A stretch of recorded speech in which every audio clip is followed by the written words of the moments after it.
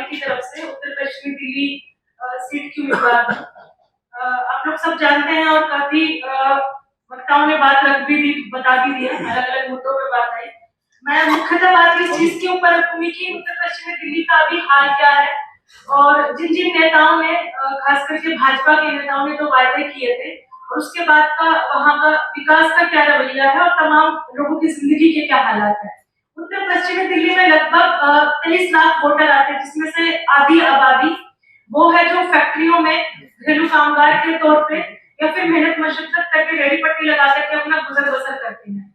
लेकिन इनकी जिंदगी के जो असल सवाल बनते हैं, आज कोई भी भाजपा हो चाहे वो कांग्रेस हो आम आदमी पार्टी हो, इन्होंने आज तक नहीं उठाया। 2019 में हंसराज हंस यहाँ से सांसद चुन करके आए थे, जो किसी भी इलाके में आज तक ऐसी मजदूर बस्ती इलाकों में आज तक एक बार भी नहीं आए। सिर्फ एक बार आए जब पूरा मसला लव जिहाद को मोड़ देना था, एक बच्ची की हत्या की गई थी, एक बार सिर्फ अपना प्रोपेगेंडा सेट करने के लिए। इसी के साथ अभी कांग्रेस की सीट से उदित राज है, जो पहले पानी पी करके भाजपा को कोसते थे, अभी उनको सीट टिकट नहीं दी 2019 में, तो अभी उदित राज भी कांग्रेस से वही सब एजेंडर पूरी बात करते हुए लगे हैं। लेकिन असल में ये चीज समझनी चाहिए, यही उदित राज ही है जब इनकी कार्यकाल में 2014 से लेकर के 2022 तक दलित विरोधी अपराध 40% बढ़े थे। ये इन्हीं का कार्यकाल है। तो एक सीधा सा हम लोग मूल्यांकन लगा सकते हैं कि चाहे भाजपा हो कांग्रेस हो, लेकिन अभी मुख्य रूप से भाजपा ने जो वहां पे चीजें की हैं इलाके में या पूरे क्षेत्र में, पूरे उत्तर पश्चिमी इलाके में कोई भी काम नहीं है। एकदम पिछड़ा हुआ इलाका है, वहां पे किसी भी तरीके से कोई भी आपको बुनियादी सुविधाएं तक लोगों तक नहीं मिलेगी। मतलब आप इमेजिन कर सकते हैं एक चीज, चांद पे जहां हमारा देश एक तरफ पानी ढूंढ रहा है, वहां पे लोग आज भी टैंकर के पानी से अपनी प्यास बुझा रहे हैं। इसी के साथ वहां पे अगर बात की जाए कि अस्पतालों की, स्कूलों की क्या स्थिति है, एक छोटा सा आंकड़ा है। दलित विरोधी अपराधों से मैं शुरू करती हूँ, क्योंकि ये सीट जो रिजर्व सीट है ऐसे कैंडिडेट्स के लिए। यहाँ पे एक 2013 में एनसीआरबी की रिपोर्ट के अकॉर्डिंग अपराध दर्ज किए थे 39,000 के लगभग किए गए थे। वो बढ़ करके दिल्ली के कार्यकाल में, बीजेपी के कार्यकाल में 57,000 के लगभग आते हैं, यानी कि वही 40% की बढ़ोतरी। इसी के साथ स्त्री विरोधी अपराधों में 2014 में 3,37,000 के लगभग स्त्री विरोधी अपराध दर्ज किए गए, जबकि 2022 में ये इनकी बढ़ोतरी होकर के 4,43,000 तक करके गई। अभी उत्तर पश्चिमी दिल्ली में, पूरी दिल्ली में 24 औद्योगिक इंडस्ट्रियल एरियाज बनते हैं और उत्तर पश्चिमी इलाके में 6 मुख्य इंडस्ट्रियल एरियाज हैं, बादली, नरेला, मंगोलपुरी,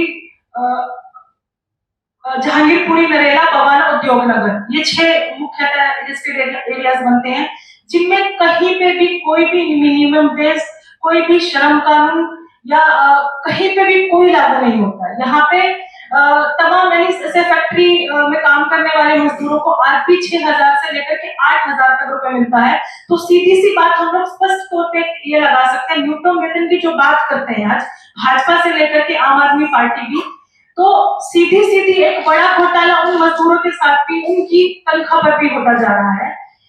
इसी के साथ अगर अस्पताल की बात करें, इलाके में, पूरे उत्तर पश्चिम इलाके में सिर्फ इतनी आबादी के हिसाब से, 23 लाख आबादी के हिसाब से सिर्फ 4 बड़े अस्पताल हैं और 100 डिस्पेंसरी है। तो सीधा से ये भी सवाल बनता है, 1 किलोमीटर की लाइन पड़ेगी तो लॉकडाउन तोड़ेंगे ही। कोरोना के पूरे हाल में, पूरा कोरोना काल में हम लोगों ने मजदूर मेहनतकशों का हाल देखा, 1-1 किलोमीटर की लाइन थी। मतलब एक चीज सोचने की है, अगर आप इन बड़े अस्पतालों में जाकर के बच्चे की सीटी स्कैन के लिए भी जाएंगे तो वहां पे वो सुविधाएं तक भी उपलब्ध नहीं है। ये बात मैं बड़े रोहिणी के एक सेक्टर में बसे हुए अम्बेडकर अस्पताल की बात की एग्जांपल देते हुए बात कर रही हूँ। इसी के साथ पूरे एरिया में 127 स्कूल हैं, जहाँ पे टीचर और स्टूडेंट का रेशो 48 स्टूडेंट्स पे 1 टीचर का रेशो है, जबकि एनईपी की अगर रिपोर्ट उठा करके देखें, वहां पे खुद एनईपी के अकॉर्डिंग ये बात आती है कि 30 स्टूडेंट्स पे एक टीचर की रेशो होनी चाहिए। लेकिन ये अपने खुद की भाजपा जो कहती है वो चीज इम्प्लीमेंटेशन के तौर पर ये लागू नहीं होती है। ये चीज कुछ उदाहरणों से ये साफ होती है। इसी के साथ मतलब हम लोग ये इलाका स्पेसिफिक चीजें मैंने कुछ बात रखी। आज भी अगर हम लोग पूरे उत्तर पश्चिमी दिल्ली की बात करें तो कोई भी नेता मंत्री को किसी भी पार्टी को, खास करके भाजपा के जितने दुहाई देते हुए हम लोगों के सामने नेता आए, सब चीजें हुई, लेकिन जो श्रम कानून लागू होने की बात होती हो या फिर फैक्ट्री में इंस्पेक्शन के नाम की बात होती है, तो ये सब चीजें कोई भी लागू नहीं होती है। इसके भीतर मतलब जो चीजें अभी भाजपा के सामने भाजपा ने की भी है, इलेक्ट्रोल बॉन्ड का मसला हमारे सामने आया है और ये इस चीज को भी स्पष्ट करता है ये चीजें क्यों नहीं होती है। ये फैक्ट्रियों में इंस्पेक्शन या फिर लेबर कोड, लेबर कानून सॉरी, ये लागू क्यों नहीं होते, क्योंकि ये इन लोगों को चंदा देने का, इन लोगों को अनुदान देने का काम यही बड़े बड़े फैक्ट्री मालिक तमाम लोग करते हैं। इसमें एक बात, अगर हम लोग कुछ मांगे भी अभी प्रचार के दौरान लोगों के बीच जाकर के बात कर रहे हैं, अगर भारत की क्रांतिकारी मजदूर पार्टी की तरफ से मैं जीत करके आती हूँ, योगेश ने भी बोला, तो हम लोग एक कुशल मजदूर जितना वेतन लेंगे, जितना भी पैसा सांसद निधि में आएगा, लगभग एक साल का 5 करोड़ रुपया आता है, तो उस सारे पैसे का ऑडिट करवाया जाएगा, यानी कि लोगों के बीच में ट्रांसपेरेंट तरीके से उसका हिसाब किताब पेश किया जाएगा। हम लोग ये बात करें। दूसरी चीज हम लोग ये बात करें कि लेबर कानून जो है, जो आज सिर्फ कुछ किताबों तक सीमित रह गए, कुछ बुकों तक सीमित रह गए हैं, वो हम लोग सख्ती से लागू करवाएंगे। और इसी के साथ हम लोग कुछ और भी मांगे। आज ऐसे मजदूर मेसों का निर्माण हो जहाँ पे मजदूरों को क्वालिटेटिव फूड मिले, क्योंकि हम लोग देखते ही हैं, अब आप सोच भी सकते हैं इतनी कम आमदनी में आदमी क्या खाएगा, क्या बचाएगा, क्योंकि एक तो ये हुआ ही है जीएसटी जितनी खाने की चीजों पे लगी है उतना तो गोल्ड पे और डायमंड पे नहीं है।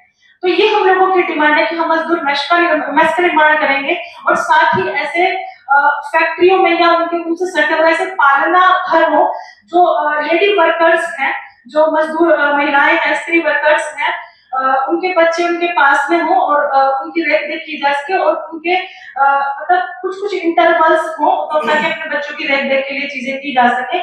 इसके साथ ही एक मांग होना हम लोग उठा रहे हैं, प्रगतिशील टैक्सेशन की व्यवस्था हो, मतलब जो जितना कमाता है संपत्ति के आधार पर ये टैक्स तय हो। नहीं तो आज यही हो रहा है कि हम लोग भी मजदूर आबादी भी उतनी ही जिसमें वो चीज खरीदती है उतने ही टैक्स करके, और एक बड़ी आबादी भी जो पैसे वाली आबादी है। तो ये कुछ मांगों के साथ भारत की क्रांतिकारी मजदूर पार्टी इस बार चुनाव में है।